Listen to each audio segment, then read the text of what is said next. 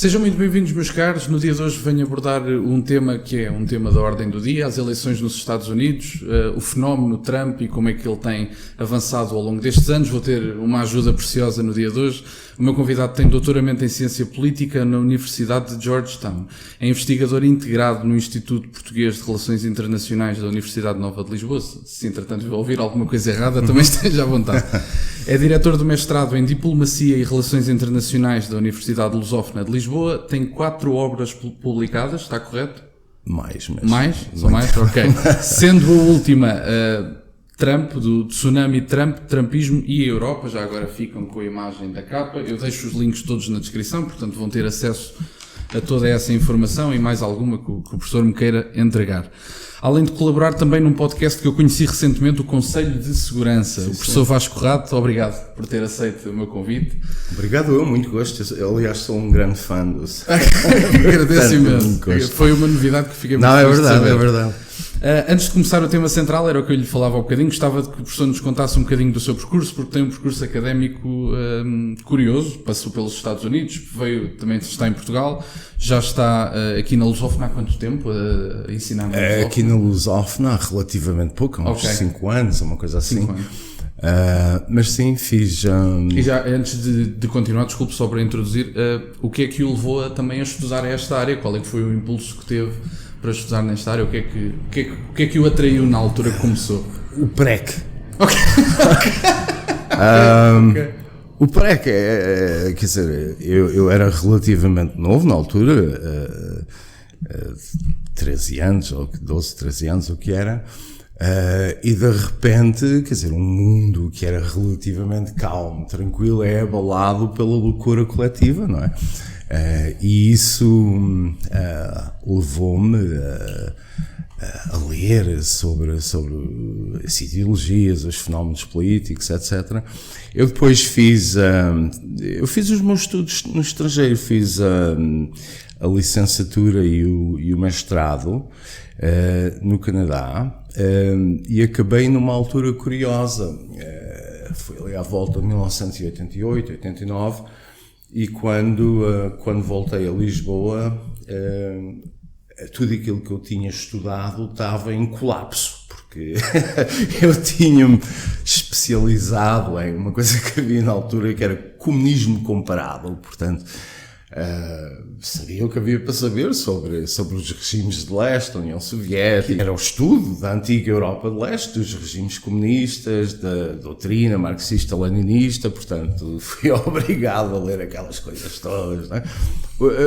O que foi extremamente útil, diga-se passagem, porque quando regressa a Portugal, uns meses depois, começa-se a dar, não é, o colapso dos regimes comunistas na Europa de leste e pouco depois na União Soviética, mas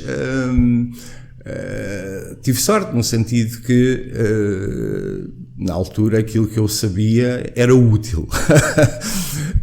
E depois comecei a dar aulas, tive cá uns anos e depois sim fui fazer o doutoramento em Washington, na Universidade de Georgetown, que foi uma experiência muito enriquecedora, muito interessante.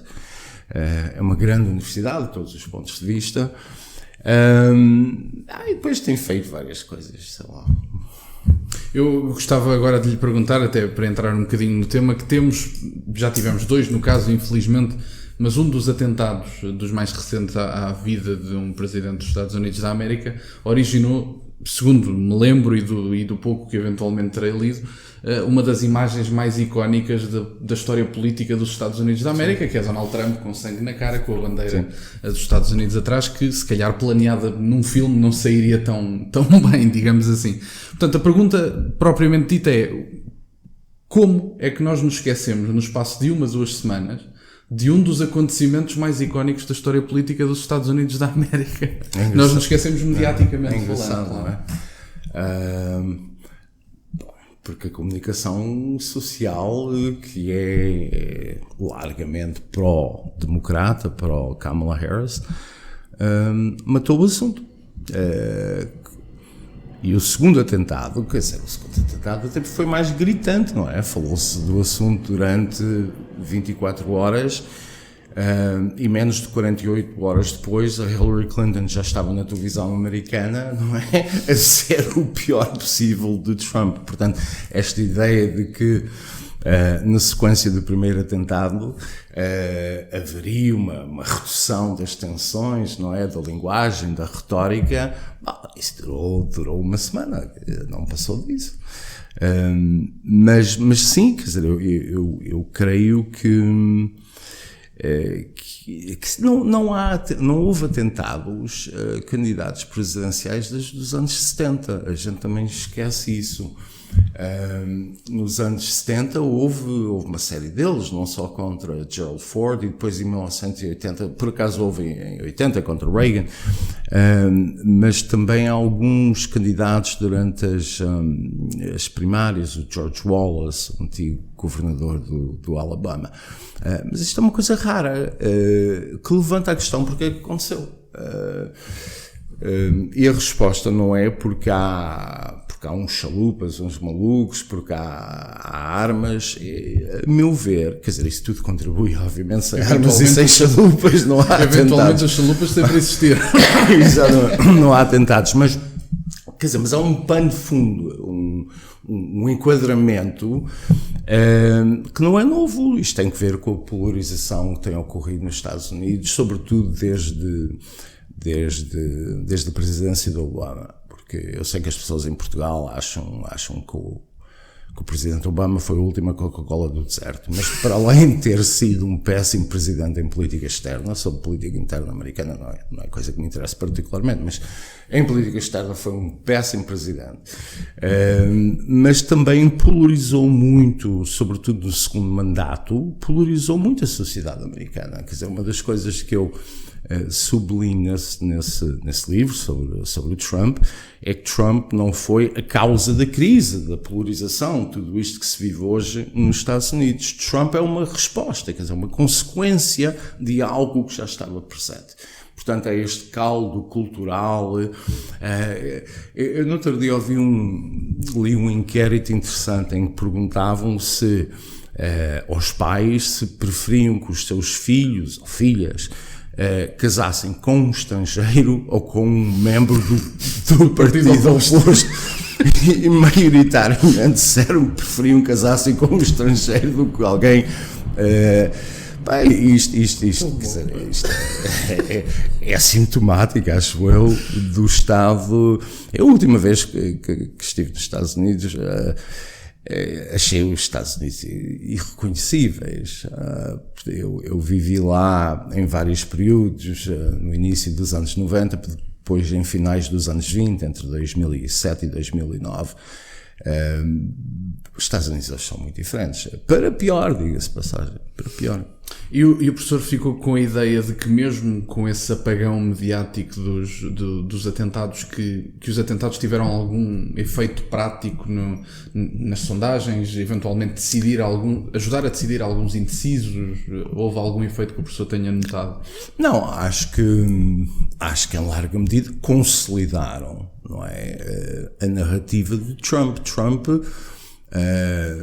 apresenta-se como alguém que contesta a casta, as elites, e alguém que é perseguido. Foi perseguido de várias formas. Quer dizer, as mais conhecidas, como nós sabemos, é quando o Departamento de Justiça, quando o Estado americano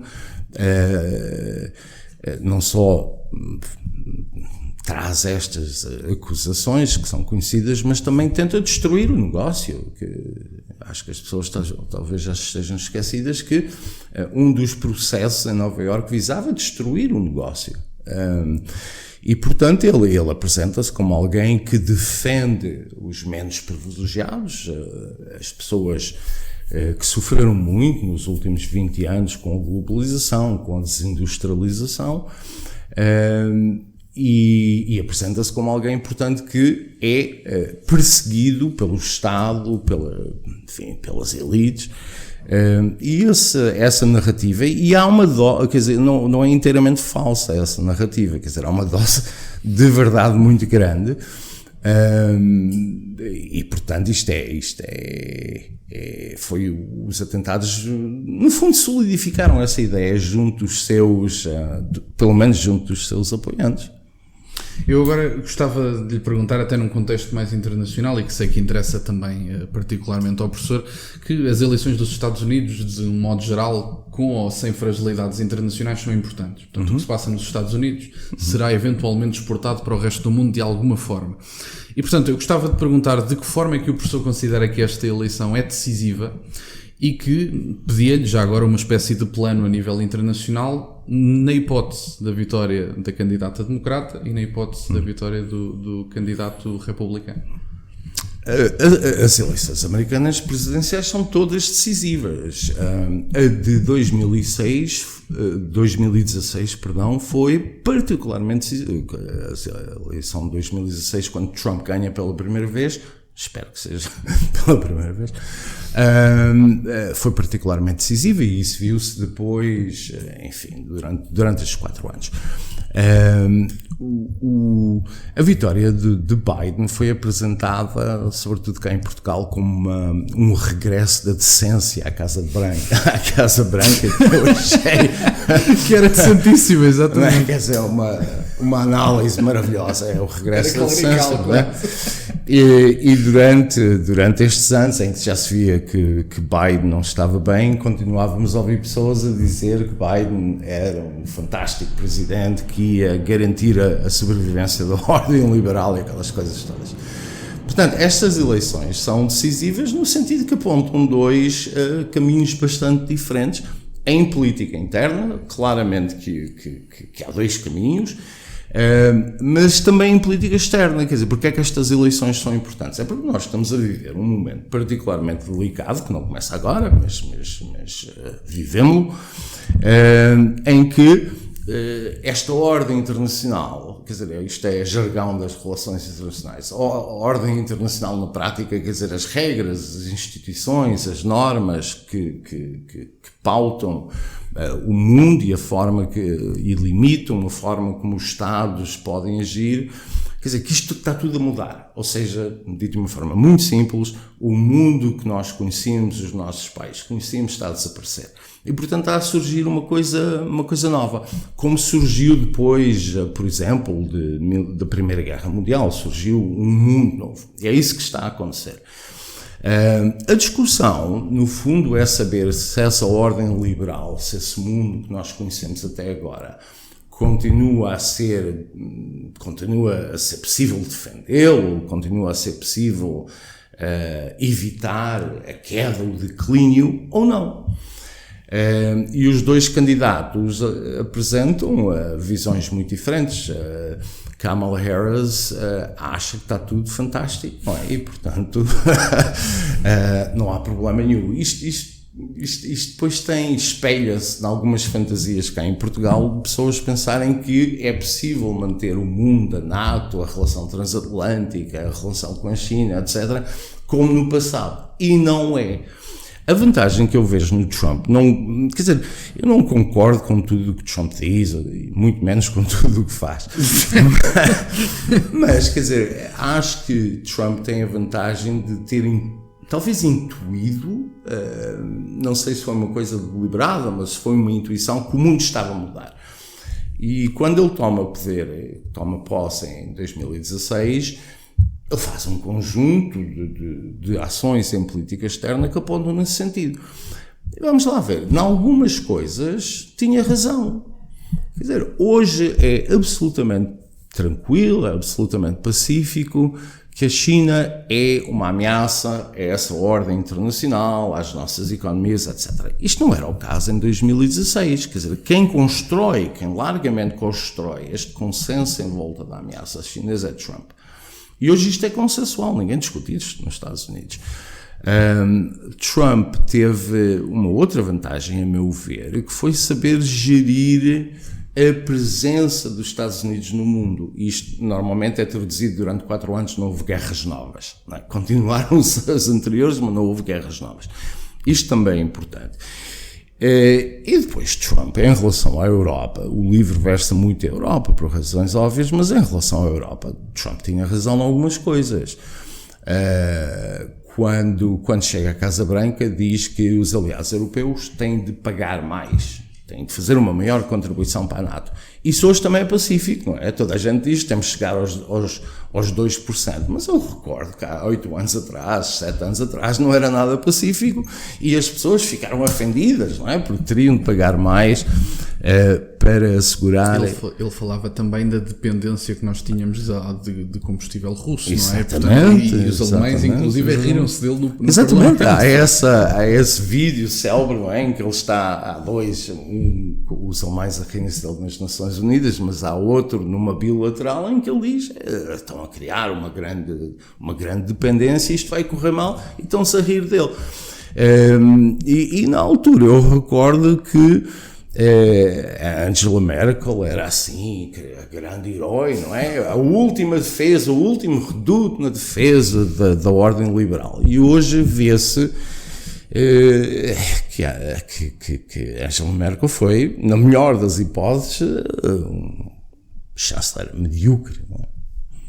Eu agora avançando também principalmente como o professor dizia, que não concordo com muito do que Trump diz, muito menos com muito do que faz. Eu gostava de falar um bocadinho sobre... Sim, mas talvez, deixa-me só acrescentar uma coisa. Por favor. Parte da razão que eu escrevi este livro foi para repor algum equilíbrio, porque cá em Portugal e noutros países europeus, quer dizer... bebe-se do fim americano, das televisões americanas e do Washington Post, do New York Times. Por outras palavras, as pessoas ouvem dizer um conjunto de coisas sobre Trump e acham que é verdade. E não é verdade, não é? E, portanto, o livro é uma tentativa de repor algum equilíbrio, porque não há, a meu ver, uma perspectiva equilibrada sobre Trump e o que é que quer dizer Trump. Portanto, há uma reação, uma coisa um bocado pavloviana, não é? E se a gente olha para Trump de um ponto de vista moral, ou se não gostamos da forma, das maneiras que ele tem à mesa e coisas assim, do género, não vamos compreender a política. E é muito importante que se possa compreender a política e perceber que muitas coisas que Trump diz e que advoga e que tem advogado no passado serão a política externa dos Estados Unidos no futuro. Dou só um exemplo rápido que é o protecionismo, não é? Os europeus indignaram-se com o protecionismo, as medidas protecionistas de Trump, mas quando Biden entra na Casa Branca não as retira, não é? E acrescenta algumas. Não é? Portanto, é preciso, quer dizer, isto perturba-me um bocadinho a forma como se olha hoje para a política, e a gente vê isto na Ucrânia também, como se fosse um conflito, quase um jogo de futebol entre duas equipas, não é? E as pessoas aderem um lado ao outro, a uma claque e não olham para estas coisas muitas vezes de forma racional, mas de forma muito emotiva, não é? O Zelensky é bom e o Putin é mau. Quer dizer, as coisas são um bocadinho mais complexas, são um bocadinho mais cinzentas. Muitos tons de cinzento, exatamente. Mas eu tinha precisamente essa expressão, que eu ouvi-o dizer numa entrevista, mais do que olhar para o Trump como... ou como a forma que ele come à mesa, olharmos para ele politicamente. E eu gostava de notar uma capacidade e de falar um bocadinho disso, da união que Donald Trump conseguiu criar no Partido Republicano. Eu acho que o maior símbolo que Donald Trump tem da união que ele criou é precisamente o seu vice-presidente, que era um homem que há coisa de 7, 8 anos, um homem de letras, com uma escrita impecável, um intelectual, diria, que criticava Donald Trump em 2016, 2017 em artigos escritos. E, portanto, odiava. Sim, exatamente. Foi a palavra sim, criticar é levemente, exatamente. Portanto, será que um homem que consegue, enquanto presidente, aliar forças que muitas vezes não são propriamente favoráveis a ele, até a Nikki Haley, apesar de ter engolido um sapo para o fazer, acabou por dizer, votem lá no Trump, que é para a coisa ficar resolvida. Será que um homem que tem esta capacidade de unificar pessoas dentro do seu partido não terá capacidade para eventualmente conseguir unir lados de conflitos, mediar alguma paz? E eu gostava que o professor me falasse um bocadinho dessa capacidade de união, porque, segundo percebi das minhas leituras, também corrijam-me se eu estiver errado, mas não houve ninguém tão capaz desta união, eventualmente desde Ronald Reagan. Sim e não. Trump tem sido, nestes últimos 10 anos, a figura dominante da política americana. Quer dizer, e isto não é coisa pouca, não é? Alguém que domina a política dos Estados Unidos durante uma década. Portanto, algum mérito terá. Ele é uma figura extremamente divisiva. Ele polariza. Portanto, quando o Alexandre diz se ele é capaz de unificar, a nível nacional é muito difícil, porque o país está muito polarizado. Sim. E ele é um sintoma dessa polarização, mas também a agrava. A nível do seu bloco social de apoio, sim, é adorado, não é? Por aquelas camadas que votam nele, que o apoiam. Mas também é preciso sublinhar que o Partido Republicano de hoje nada tem que ver com o Partido Republicano antes de Trump. Portanto, ele na prática, quer dizer, chama-se a mesma coisa, mas é uma realidade sociológica inteiramente diferente. E ele teve o mérito de forjar uma nova coligação, não é? Uma nova coligação de muitos grupos, e uma coligação que inclui pessoas mais humildes, trabalhadores industriais, muitos que perderam os empregos nos últimos anos, mas também tem aumentado o apelo do Partido Republicano junto das minorias. Se olharmos para vamos ver se isto se confirma, mas se olharmos para as intenções de voto, Trump está sensivelmente com 20% das intenções dos afro-americanos, não é? Que é uma coisa, é o dobro, não é? Do que normalmente os republicanos têm. A sério? É o dobro. Normalmente ficavam-se pelos 7 a 10%, portanto é o dobro. E junto dos latinos, quer dizer, a penetração também é enorme, como aliás se verificou há 4 anos atrás, em 2020, que ele teve resultados tremendos, por exemplo, na Flórida, junto dos latinos. Portanto, a coligação que ele está a construir é uma coligação muito interessante. Agora, quem é que fica de fora dessa coligação? Quem é que tem ido para o Partido Democrata? Pessoas que vivem relativamente bem e ganham relativamente bem. A classe média alta dos subúrbios e, curiosamente, as pessoas com graus universitários. Portanto, o partido e os bilionários de Silicon Valley, obviamente, não é? Portanto, crescentemente, o Partido Democrata é o partido das elites. É o que isto quer dizer. E portanto, diz-se que Trump é um populista. É um populista, mas também é popular, representa as camadas populares. E este problema da esquerda americana, repare que também não é um problema só da esquerda americana, da esquerda europeia, não é? A esquerda europeia e americana abandonaram a defesa dos menos privilegiados, deixaram de ter um discurso de classe, não é? Para passarem a ter um discurso de identidade. As microcausas de classe média. Exatamente. E Trump soube identificar isto, soube tirar partido disto, porque, vamos lá ver, nas comunidades latinas, nas comunidades muçulmanas, são muito conservadoras do ponto de vista social, muitas vezes, e, portanto, não estão bem a embarcar nestas coisas dos democratas, não é? Que uma mulher, não sabem o que é uma mulher, estas coisas todas, portanto... Trump soube fazer isto, e soube fazer isto bem.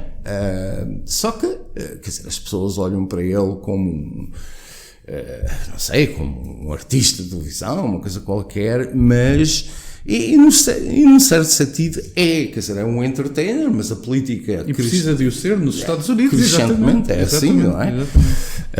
Mas de facto há ali uma reconfiguração do eleitorado que é muito interessante e que ele soube fazer, e em princípio o Vance é o continuador.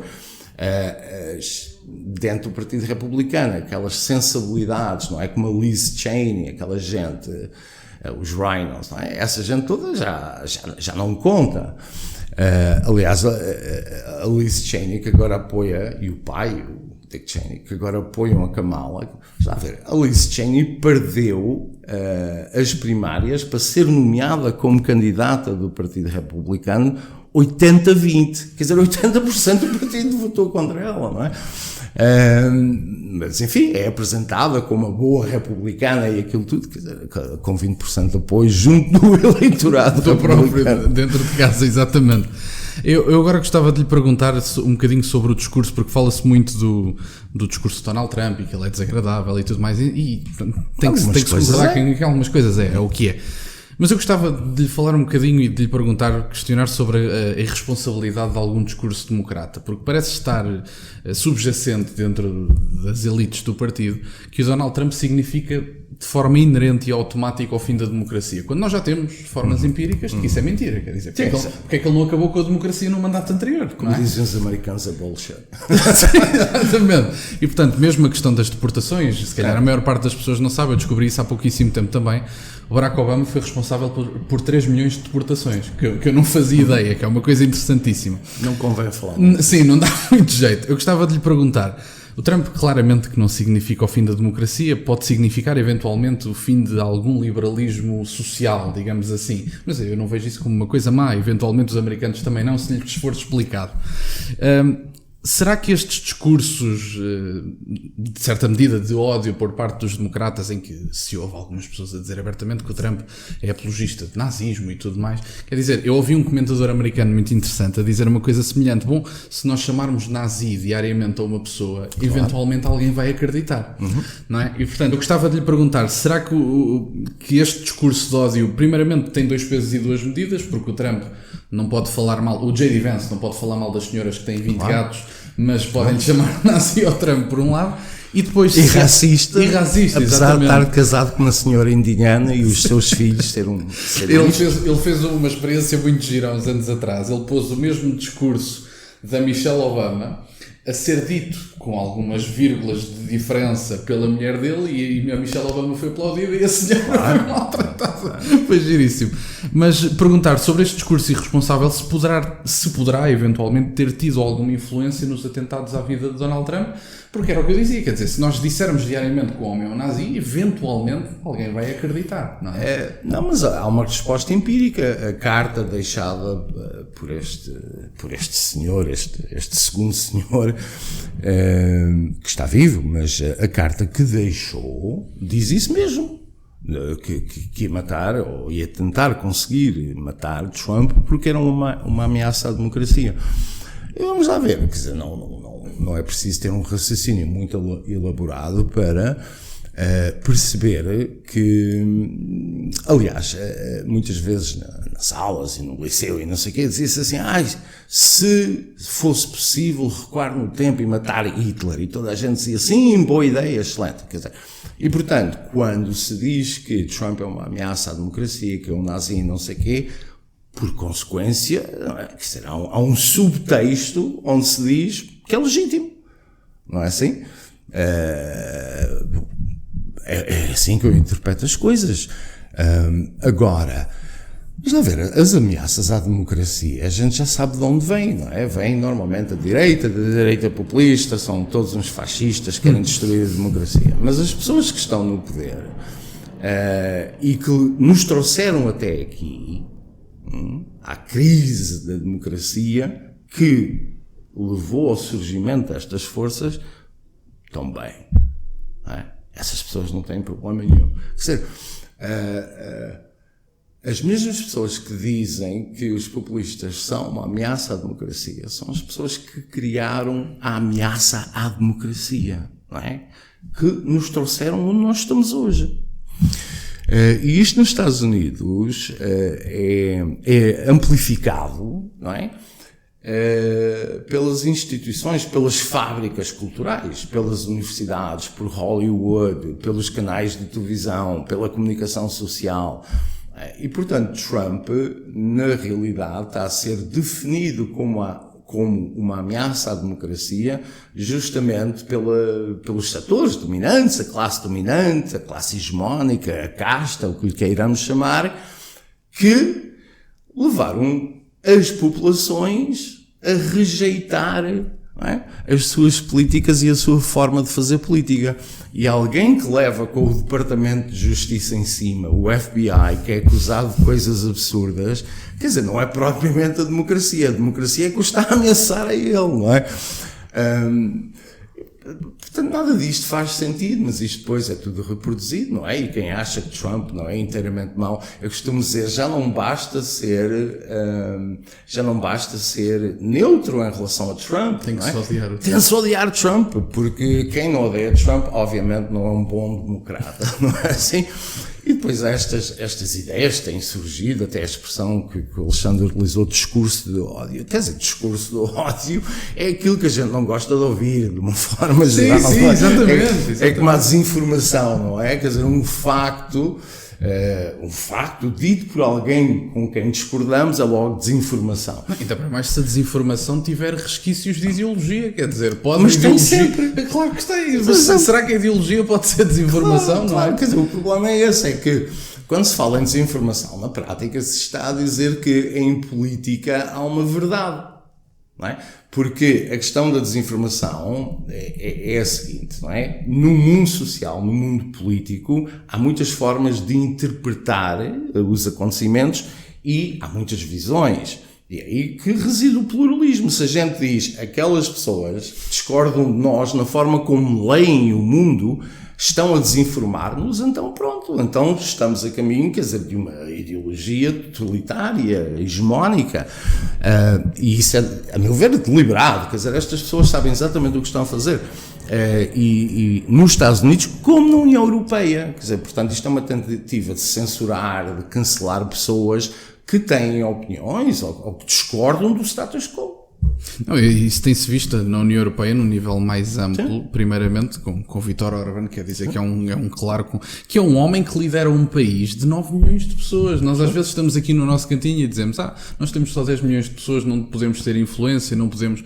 Quer dizer, se calhar até podíamos, se houvesse coragem e houvesse vontade política. Eu acho que era um bocadinho por aí. Que o país é geograficamente mais pequeno e também tem menos população, portanto, quer dizer, não é como se fosse impossível. A gente tem isso em Portugal também, alguns pequenos partidos tentam, não é, reclamar para si a moralidade e a correção e não sei o quê, e todos os outros que dizem coisas que destoam um bocadinho, são fascistas e reacionários, aquela coisa toda, que seja, não há paciência para isso. Agora queria perguntar-lhe um bocadinho sobre o que foi o debate. Eu devo dizer, não ouvi todo, não tenho paciência para ouvir um debate quer dizer que foi puramente espetáculo político. Está a falar do Biden ou da Kamala? Um bocadinho dos dois, apesar de que o do Biden, por razões um bocadinho desagradáveis, foi mais engraçado, mas pronto, é o que é. Sobre a Kamala Harris, ela surpreendeu-me, ela esteve melhor do que eu esperava dela. Pronto. Se calhar a sua expectativa era muito baixa. Claro está, como eu não esperava muito, acho que ela surpreendeu. E, portanto, eu gostava de perguntar-me, à semelhança do que fiz sobre os atentados, se esse debate, na prática, se terá influenciado ou se poderá ter mexido com a taxa dos indecisos. Porque eu acho que a eleição eventualmente será decidida nos indecisos, se calhar não. Quer dizer, o debate começou-se a perceber as repercussões do debate 10 dias, 2 semanas depois. E as sondagens, os estudos feitos nesse período mostraram que, como se diz, a needle não mexeu. Portanto, não houve alterações significativas. Antes, pelo contrário, o debate correu mal, de um certo ponto de vista, correu mal a Kamala Harris. Porque se é verdade que ela esteve bem, quer dizer, na parte mais superficial, na apresentação, quer dizer, não gaguejou, não entrou naquelas...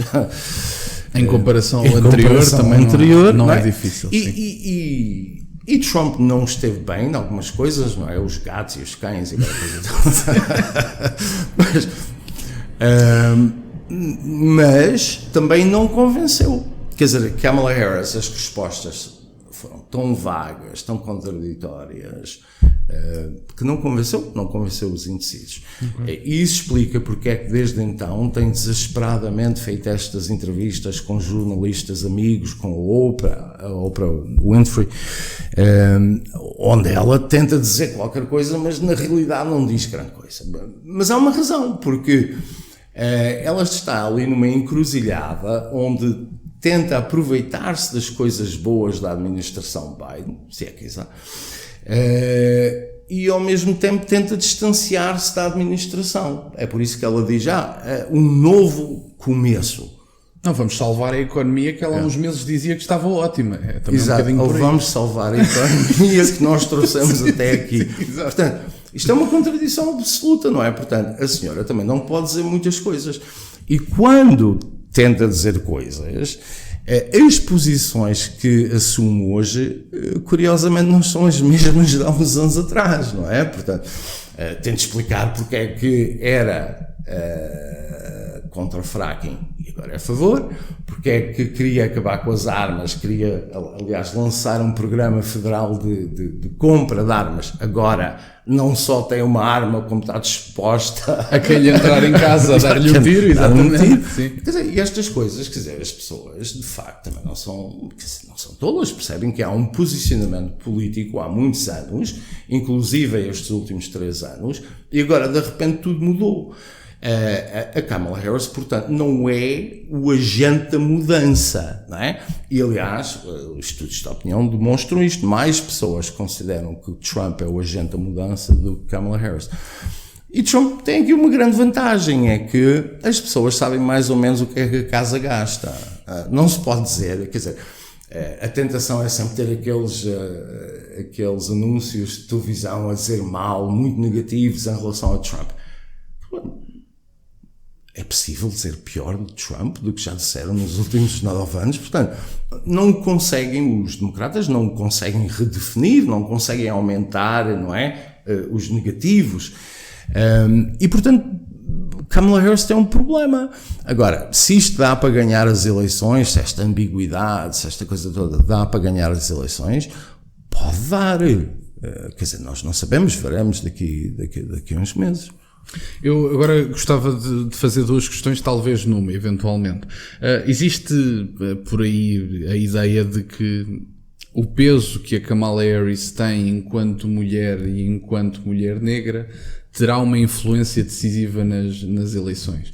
E eu gostava de lhe perguntar, primeiro, se concorda, e depois, qual é que considera ser o papel dos meios de comunicação tradicionais, tendo em conta que nós vimos há uns dias atrás, não sei se o professor viu essa notícia, que o George Soros, que é uma pessoa particularmente conhecida neste meio, comprou 200 estações de rádio para expulsar alguns conservadores que comentavam de uma forma que ele não gostava, que faziam um discurso de ódio e desinformação, basicamente.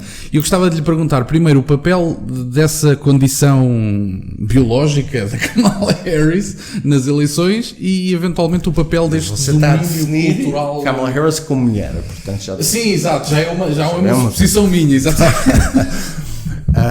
Não acho que seja muito importante, curiosamente, porque esse teto já foi quebrado pela Hillary Clinton. Quer dizer, a Hillary Clinton, em 2016, tinha uma chance real de ser presidente, e, portanto, esse teto, não é?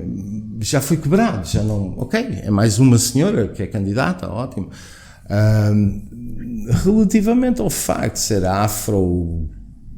afro-indiana ou coisa qualquer, também não acho que isso seja particularmente relevante e ainda bem que não o é.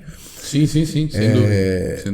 Mas, quer dizer, é por isso que ela é a vice-presidente. Ela foi escolhida pelo Joe Biden, isto é absolutamente incontroverso, por ser de uma minoria.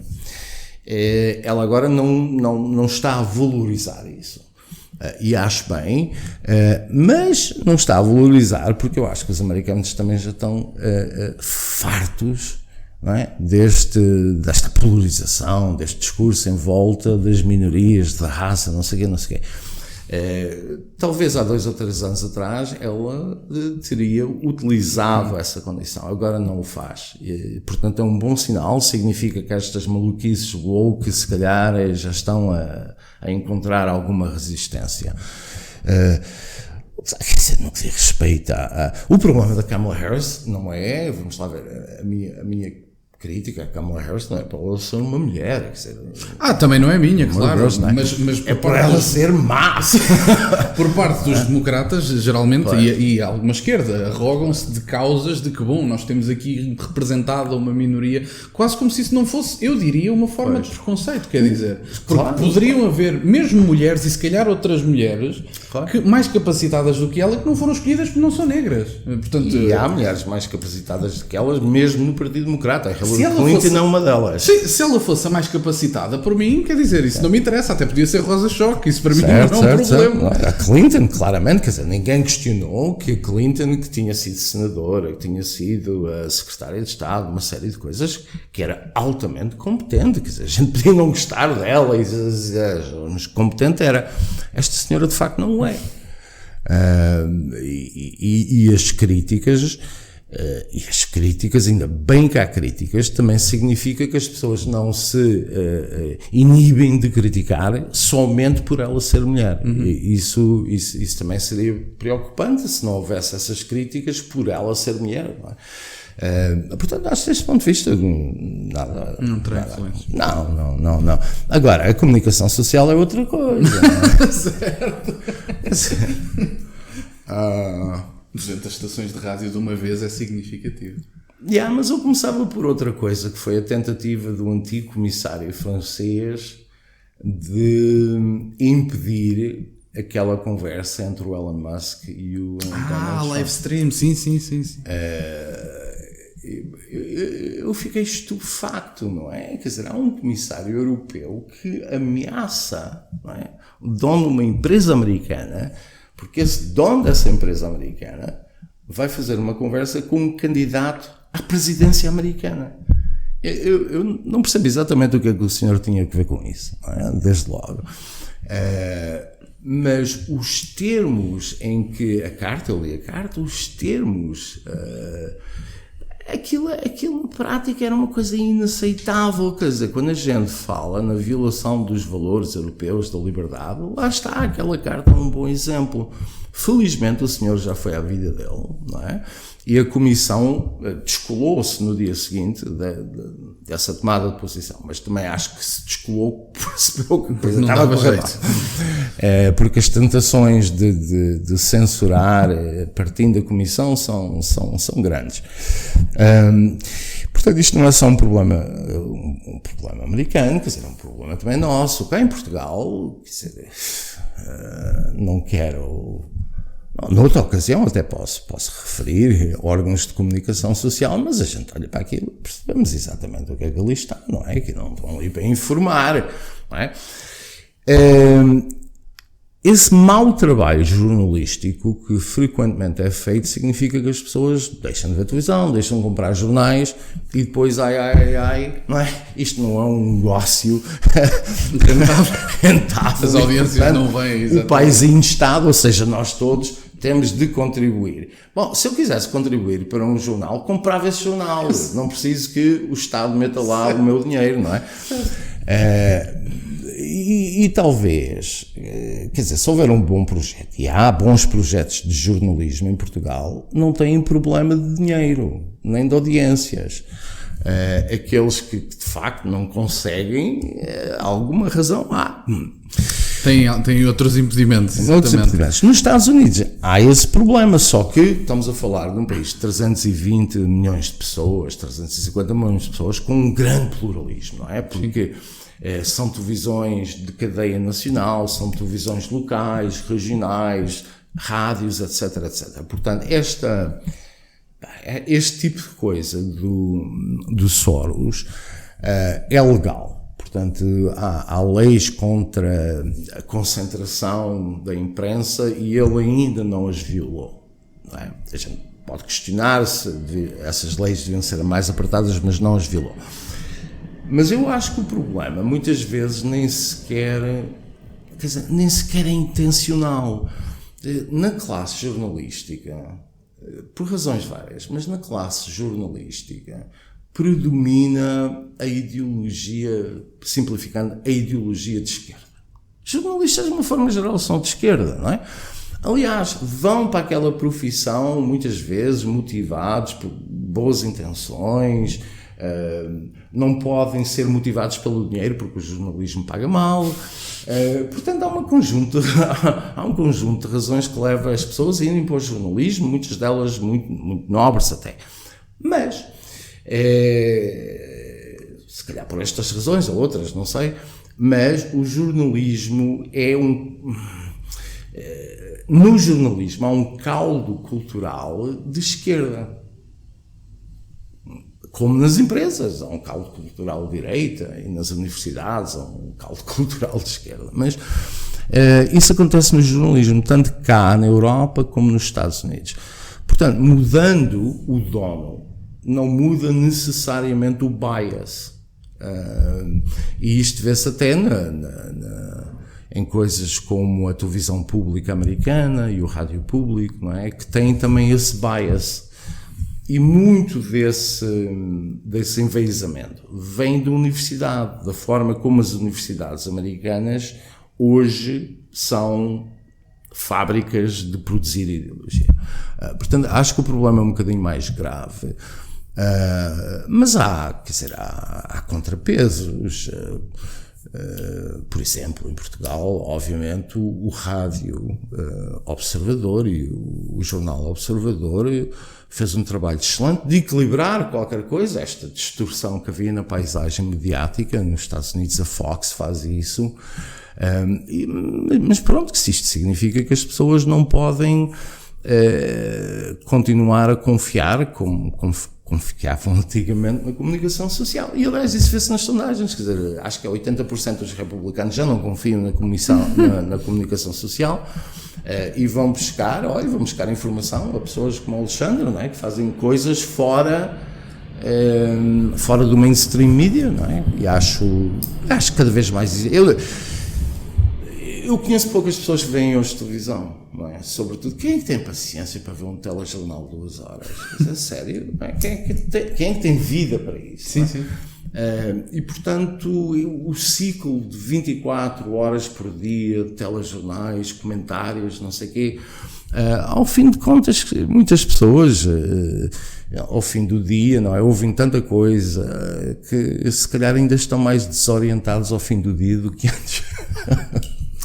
Gostava de lhe perguntar, seria a última pergunta da entrevista, e depois tenho 2 de tom mais pessoal que se fazem assim numa.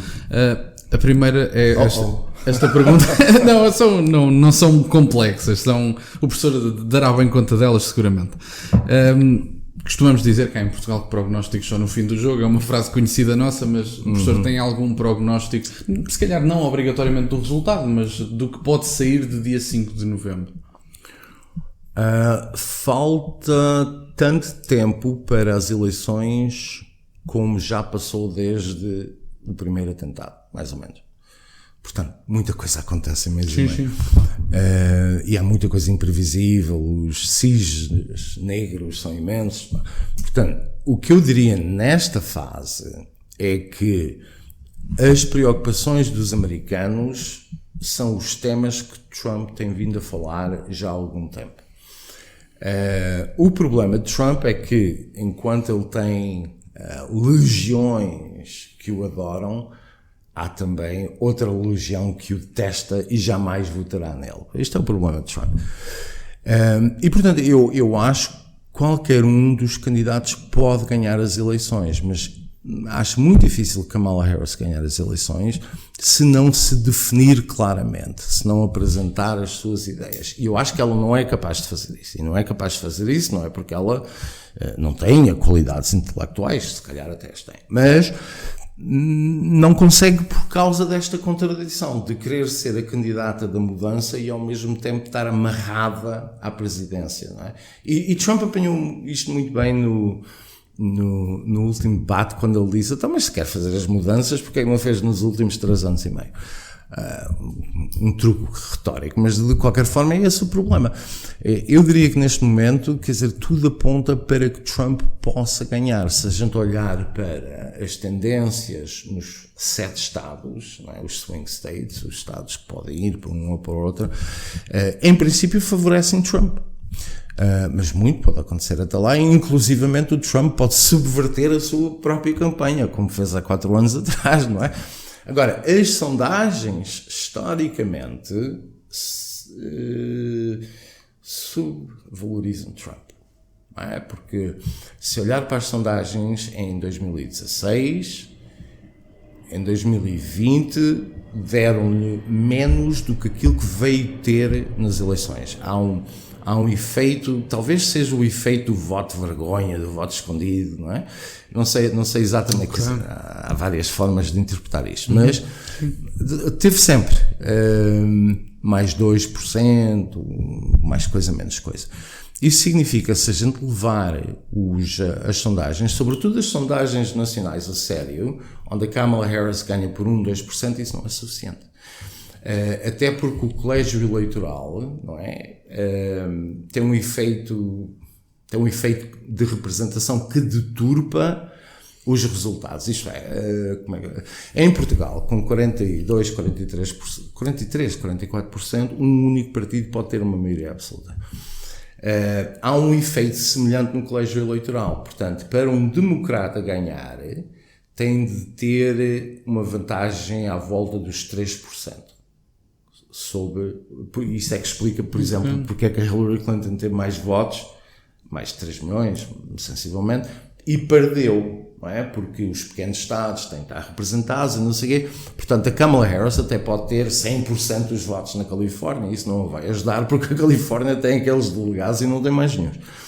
E, portanto, é enganador pensar que as sondagens a nível nacional traduzem resultados no colégio eleitoral. Não é o caso. Portanto, a menos que Kamala Harris ganhe com 3%, 3,5%, no voto popular não consegue ganhar. E neste momento tudo indica que Trump tem uma chance real. Eu acredito nas casas de apostas. As casas das apostas, não é? As pessoas metem o dinheiro, dão a probabilidade de Trump ganhar na ordem dos 60%. Ok. Não fazia ideia. Não, a margem é um bom indicador, não é? Sim, é ótimo. A margem eu conhecia essa questão, mas das casas de apostas não sabia. 60% é uma ótima margem. Gostava de lhe perguntar, agora já não tem a ver com a entrevista, mais pessoal, como é que o professor se vê? É uma pergunta que faço a todos os convidados, que é para o professor não se sentir propriamente invadido no seu espaço pessoal. Daqui a 5, 10 anos, e como é que o professor gostaria de ser lembrado? Opa, isto já parece... O Carlos Daniel. Não. Quer dizer, como é que gostaria de ser lembrado? Como eu já tenho alguma idade, já não, é toda a gente. Fico nervoso. É toda a gente. Daqui a 10 anos, não sei, quer dizer, eu imagino-me a fazer aquilo que faço hoje, que é aquilo que sempre fiz. Quer dizer, nunca tive cargos políticos. Fui durante 6 meses, acho que membro de uma comissão política, uma coisa assim. Mas nunca fui deputado, essas coisas todas. Portanto, sempre fiz aquilo que faço hoje, que é ler, escrever, analisar, comentar. Portanto, um trabalho essencialmente académico e cívico. Não me parece que a idade depende das faculdades, não é? Mas daqui a 10 anos não parece que isso seja um problema, mas a menos que as faculdades sejam semelhantes às de Biden. Lembrado, não. Eu acho que nós temos de ser muito humildes, que se as pessoas não são lembradas, não é? Quer dizer, há um Churchill, ou haverá um De Gaulle, um John Kennedy, uma coisa assim, que nós lembramos. Um Salazar, um Hitler, seja o que for, não é? Por boas e más razões que são lembrados. Mas nós pensamos, por exemplo, quer dizer, eu nem me lembro de metade dos ministros que deixaram de o ser há 6 meses atrás, não é? Quer dizer, portanto, eu não me preocupo com isso. A única coisa que eu me preocupo é que os meus filhos e os meus amigos eventualmente se lembrem de mim como uma pessoa decente, que é aquilo que eu acho que é importante. Quer dizer, as pessoas não fazem tudo bem, têm muitas falhas, mas a decência acho que é o mais importante na vida, e eu tento ser leal e decente com os meus amigos e com os meus filhos, e um bom pai, essas coisas. Isso é que me interessa. Agora, o resto, tomo as tintas, para saber se lembram de mim daqui a 10, 15, 20, 30 anos, aquela não. É absolutamente, a sério, é absolutamente irrelevante. Não me parece que eu, se quisesse ser lembrado, entre aspas, teria enverdado por outras coisas, não é? Não parece que a gente deva viver a nossa vida preocupado com aquilo que os outros pensam, dizem ou possam vir a pensar e a dizer. Não é? E eu conheço tantas pessoas, aliás, que tiveram papéis de relevo públicos, que fizeram o seu melhor e foram pessoas decentes e não são lembrados assim, que é uma coisa bem curiosa. Obrigado. Obrigado, professor. Foi um gosto este bocadinho. Igualmente. Já agora deixo novamente a imagem do livro.